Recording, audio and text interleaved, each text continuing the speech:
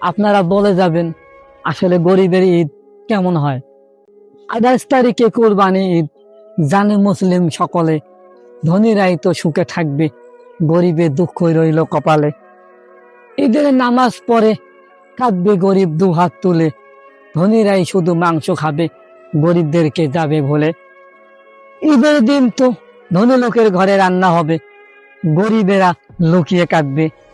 ছেলে মেয়ে এসে বায়না ধরবে, বাবা আমি মাংস খাবো, আমি তো ভাই গরিব মানুষ, এত টাকা কোথায় পাবো। হয়নি ঈদের মার্কেট করা, সন্তান পাইলো না নতুন জামা, গরিব হয়ে নিজেকে আমি কিভাবে ভাই করব ক্ষমা।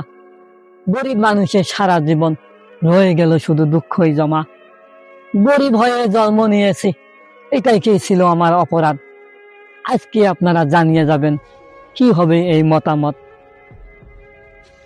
আপনারা বলে যাবেন আসলে গরিবের ঈদ কেমন হয়।